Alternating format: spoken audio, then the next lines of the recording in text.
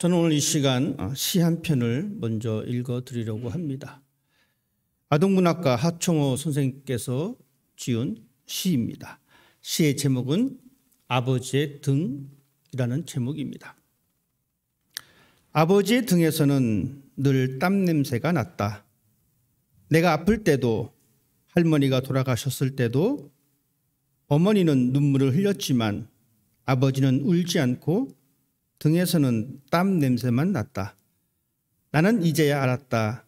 힘들고 슬픈 일이 있어도 아버지는 속으로 운다는 것을, 그 속 울음이 아버지의 등에 땀인 것을, 땀 냄새가 속 울음인 것을. 아버지 하면 여러분 어떤 생각이 떠오르십니까? 어떤 분은 아버지를 일찍 여의신 분도 계시고 어떤 분은 여전히 아버지께서 살아계신 분들도 계실 것입니다. 우리가 아버지라고 하는 이 단어 속에 생각해 되어지는 수많은 생각들, 그래서 우리는 끊임없이 아버지가 어땠을까라는 그런 생각을 가져보기도 하고, 또한 아버지인 또한 남성들은 그런 아버지의 모습을 보면서 나는 과연 어떤 아버지인가라고 생각을 할 때도 참 많이 있습니다. 그리고 말씀을 나누기 전에 먼저 이 시간 영상을 한 편 봤으면 좋겠습니다. 우리 함께 영상 보도록 하겠습니다.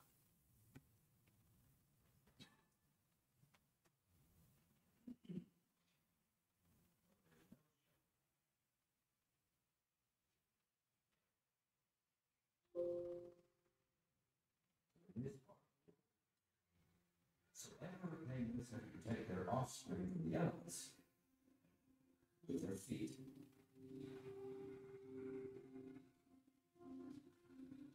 His mom has just laid a single egg. Now she must carefully transport it to dad so she can head out to sea to feed.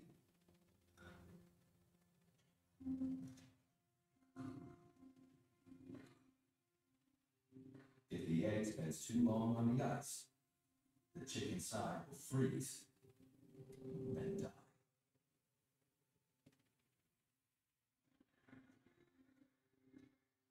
Parents and fathers work hard for their kids.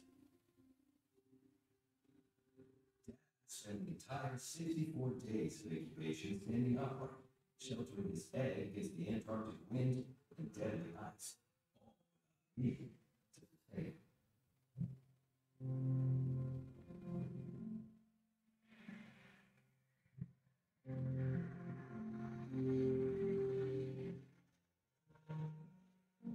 Finally, they're smashed.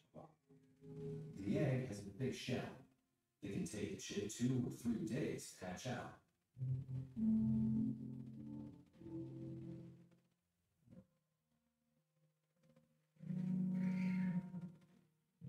They emerge nearly naked.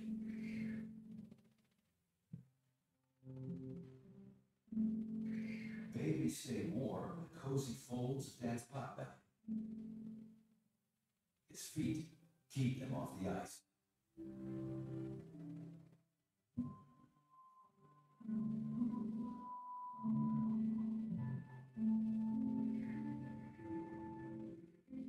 Dad's take a few small nourishing meals in his stomach all those weeks to give his chicken to hatch. Now, it's long gone.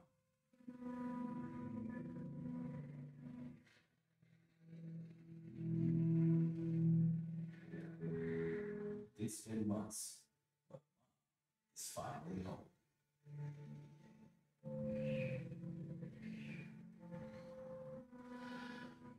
Dad's skeptical at first. This sounds like it's fate, and obviously it looks like it's fate. Still, it takes a little time to convince him.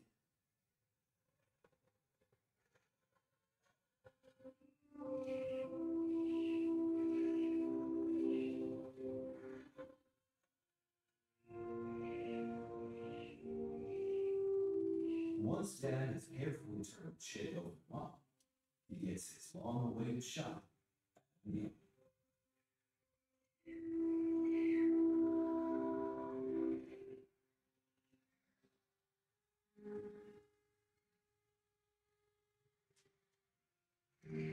continues to keep her chick off the ice, while simultaneously keeping a sharp eye out for threats from the penguins. Loners will take any opportunity to steal someone else's chick. Mom lets anyone who gets too close know she'll fight for her baby.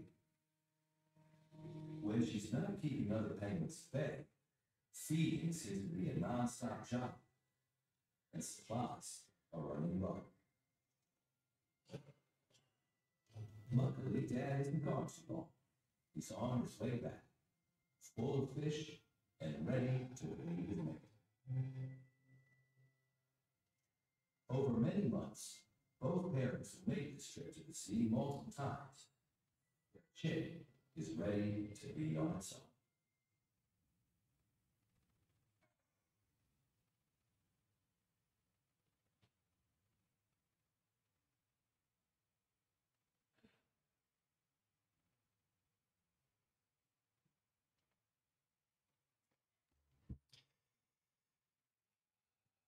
새끼 펭귄을 키우는 아빠 펭귄의 모습을 함께 보았습니다.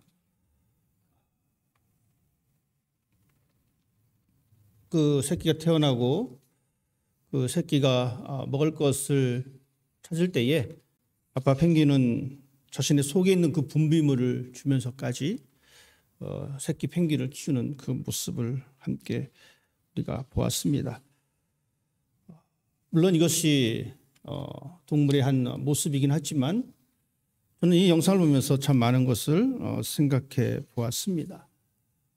과연 이 땅에 아버지의 이름으로 존재하고 있는 수많은 아버지의 그 모습, 어떤 모습이 우리에게 필요할까?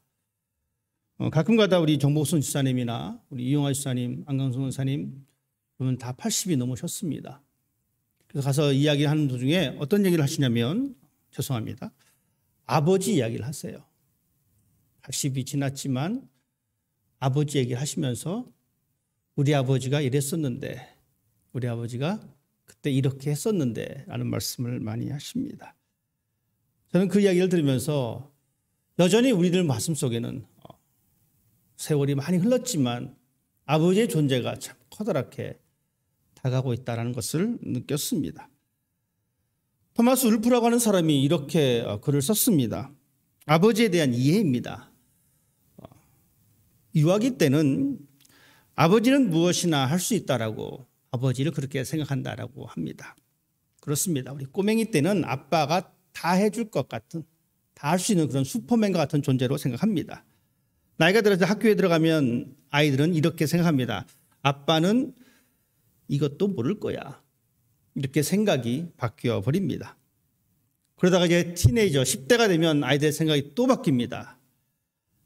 아빠는 가망이 없을 정도로 쾌쾌 묵은 사람이야. 10대들이 이렇게 아빠를 생각한다라고 얘기합니다. 그러다 20대가 되었습니다. 20대가 된 자녀들은 아빠를 또 이렇게 생각합니다. 아버지와 같은 구시대는 이제 끝나버렸어. 필요 없어 라고 이야기합니다. 이제 청년이 되었습니다. 청년일 때 생각이 조금 바뀝니다. 아버지는 조금은 알 것 같아. 이렇게 생각을 바뀝니다. 그리고 30대가 되면 이렇게 또한 생각이 바뀝니다. 이 일을 아버지는 어떻게 생각하실까 알고 싶어 합니다. 그러다가 결혼을 하게 되면 이렇게 바뀝니다. 우리가 어떤 결정을 내리기 전에 아버지의 의견을 한번 들어봤으면 좋겠다라고 생각이 바뀐다라고 합니다. 그리고 50대가 되면 이렇게 생각합니다. 아버지라면 과연 이 나이대에, 내 나이대에 이 일을 어떻게 처리하셨을까? 그리고 60대가 되면 내 아버지가 살아계셨다면 내가 이것만큼은 꼭 아버지라고 의논하고 싶다라고 생각을 한다라고 합니다. 저는 이 글을 보면서 참 많은 부분이 동의가 됐습니다. 제가 지금 50대 중반입니다. 우리 어르신들 계시지만 죄송하지만. 되다 보니까 어떤 일을 특히 교회에 관련된 일들을 이제 생각할 때가 되면 이 생각을 참 많이 갖습니다. 아버지라면 이때는 어떻게 했을까? 내가 아버지가 계셨으면 내가 물어보고 좀 조언을 구했을 텐데 라는 생각을 많이 합니다. 우리 모두 다 마찬가지인 것 같습니다. 이런 생각을 많이 하고 있습니다. 이 아버지의 무게라는 것이 참 무겁습니다. 마땅히 박수받아야 마땅할 그런 아버지의 역할이고 아버지의 존재입니다. 아내에 대한 책임감도 있습니다. 살아보면 아시겠지만 아내라고 마냥 좋은 것이 아닙니다. 물론 아내 입장도 마찬가지입니다. 남편이 마냥 좋은 게 아닙니다. 어떤 때는 철딱선이 같기도 하고 어떤 때는 참 걱정거리기도 하고 짐도 되기도 하고 물론 남편도 마찬가지입니다. 아내가 참 껄끄러울 때가 참 종종 있습니다. 하지만 이 아버지라고 하는 이 무게 속에 이름 속에 아내에 대한 책임감이 있습니다. 그리고 또한 자녀에 대한 책임감도 있고 이 가정을 내가 어떻게 꾸려갈 것인가. 내 아내와 내 아이들이 밥 안 굶고 어떻게 하면 잘 살 수 있을까라는 걱정과 그런 근심 속에 살아갑니다. 그런 의미에서 정말 이 아버지들에게 박수를 보내줘야 할 필요가 있습니다. 어떤 사람들은 이 아버지의 무게를 잘 이겨내지 못하는 사람들 또한 있습니다. 하지만 대다수의 많은 사람들은 이 아버지의 무게를 안고 살아갑니다. 그리고 그것을 이루려고 부단히 애를 쓰고 있습니다. 요즘은 시대가 좀 또 바뀌었습니다. 참 재미있는 이야기가 있습니다. 좀 가벼운 이야기를 하고 싶습니다. 한 초등학생 아이가 아빠에 대한 시를 적었습니다. 아빠는 왜? 라는 제목입니다. 이 아이가 시를 이렇게 썼습니다. 나는 엄마가 있어 좋다. 왜냐하면 나를 이뻐해 주기 때문에. 나는 냉장고가 있어서 좋다. 나에게 먹을 것을 주기 때문에. 나는 강아지가 있어서 좋다. 나를 좋아하고 나랑 놀아주기 때문에. 그런데 아빠는 왜 있는지 모르겠다. 아빠는 왜 있는지 모르겠다. 아침에 나갔다가 밤늦게 들어오는 아빠의 그 모습에 슬픈 모습이기도 하고요. 아빠와 함께 시간을 공유하지 못했던 이 아이의 또한 슬픈 모습이기도 합니다.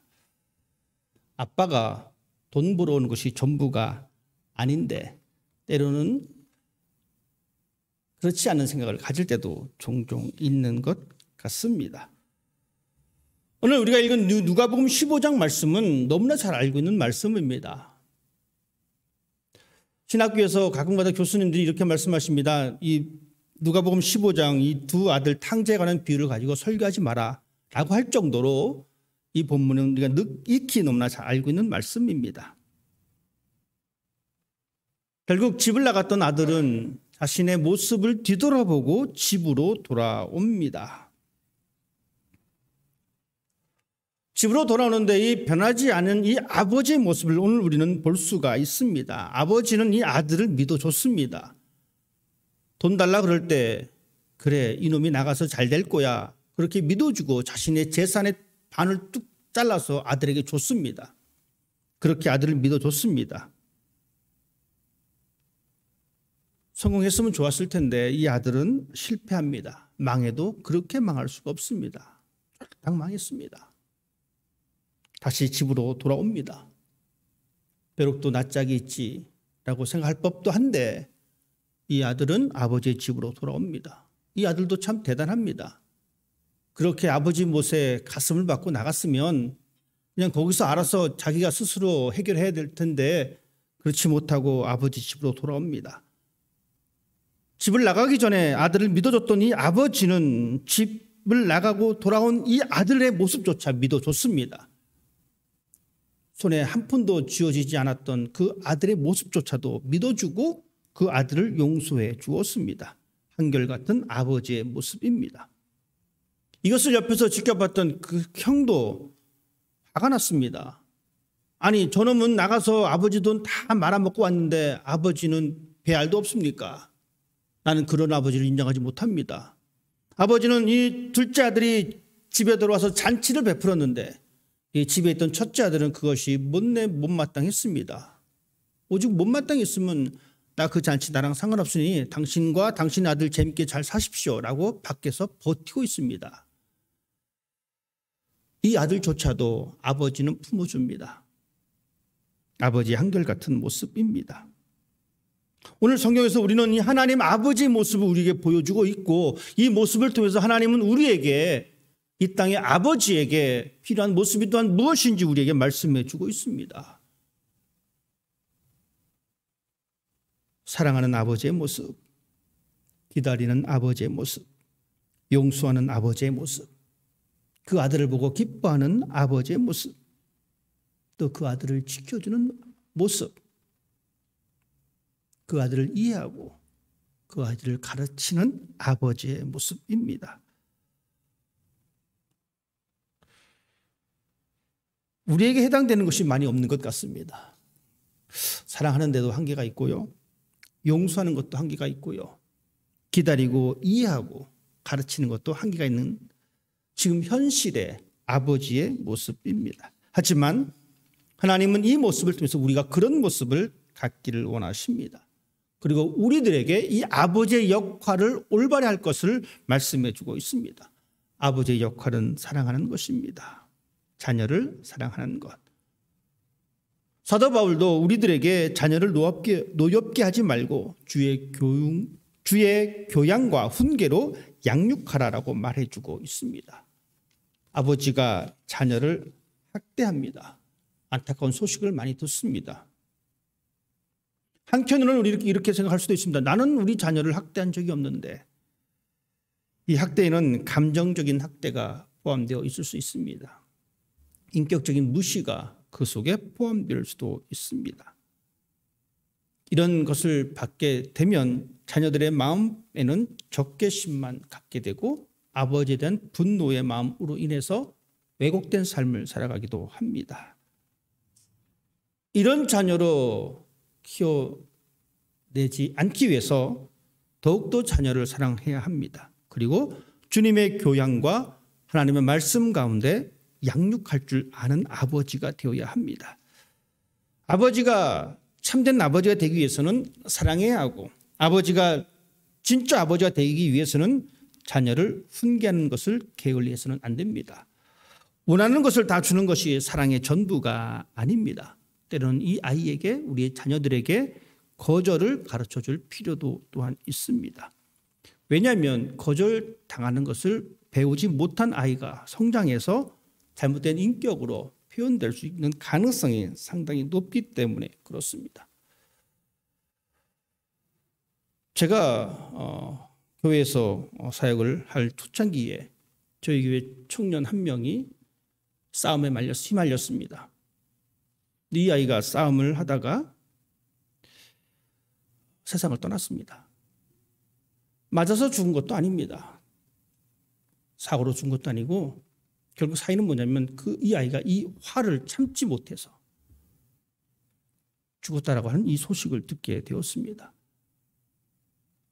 사람이 자신의 감정을 조절하지 못하게 되면 그렇게 위험한 상황, 극단적인 상황까지도 갈 수 있다는 것을 저는 그때 알았습니다.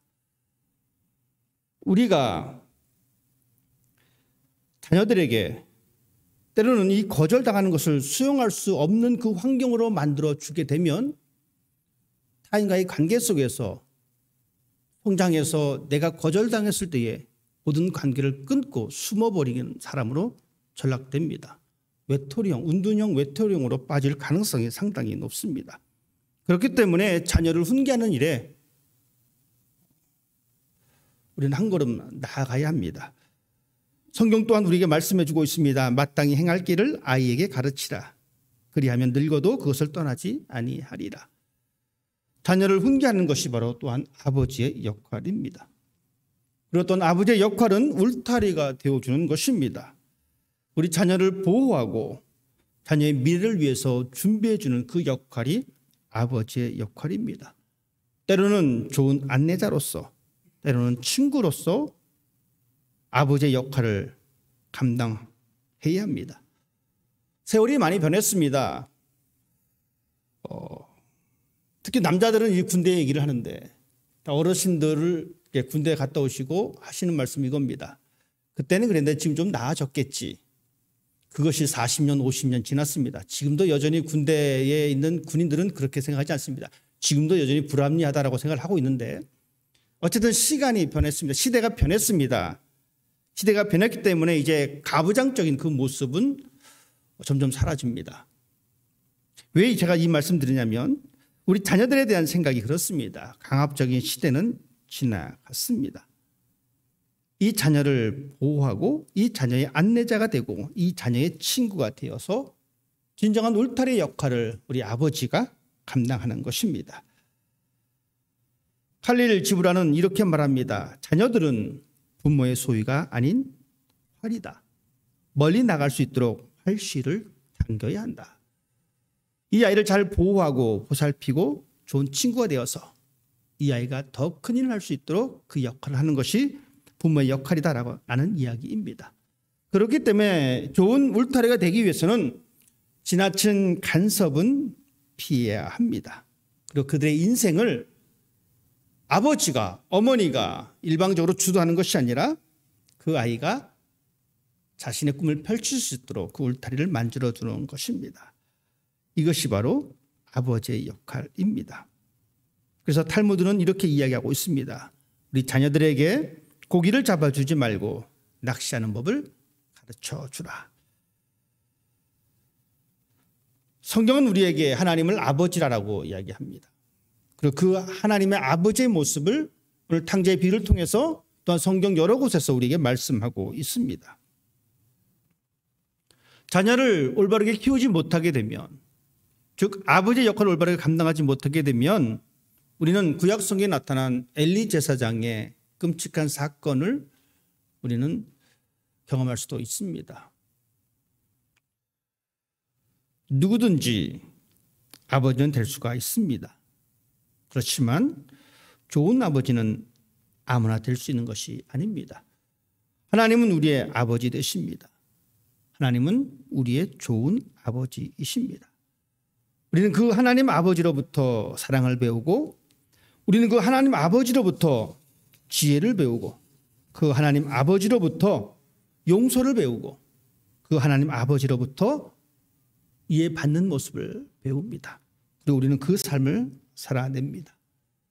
물론 표현이 서투를 수가 있습니다. 아버지가 자녀를 용서하는 그 표현의 방식이 서툴 수도 있습니다. 아버지가 자녀를 이해하는 방식이, 아버지가 자녀를 사랑하는 방식이, 자녀를 격려하고 자녀를 세워주는 그 방식이, 그 표현이 서툴 수는 있습니다. 그럴 때 아내들은 당신 그것도 할 줄 몰라? 이렇게 말씀하지 마시고 격려해 주십시오. 칭찬해 주십시오. 속마음은 그렇지 않습니다. 그래도 자녀를 사랑하고 그래도 자녀를 이해합니다. 우리 부인 되시는 분들이 서툴러도 어깨 두드려 주시면 아버지들은 좀 또 단순해서 또 잘합니다. 저는 우리 모두가, 우리 그레스교회 성도 아버지 여러분들이 자녀의 마음을 이해하고 한결같은 이 아버지의 사랑을 보여줬던 이 본문의 말씀처럼 그러한 삶을 살기를 원합니다. 한결같은 마음으로 자녀를 이해하고 아내의 마음을 이해하고 애쓰고 수고하는 그 모습, 그리고 그 모습을 보면서 옆에서 같이 격려해주고 위로해주고 힘이 되어주는 아내의 모습, 우리 모두가 우리에게 보여주신 그 하나님 아버지의 그 모습을 오늘도 조금씩 닮아가서 아버지의 아름다운 모습을, 아버지의 아름다운 그 존재감을 드러낼 수 있는, 그래서 여러분에게 주어진 그 가정을 아름답게 지켜나갈 수 있는 귀한 삶이 되시기를 주님의 이름으로 부탁을 드립니다. 기도하겠습니다.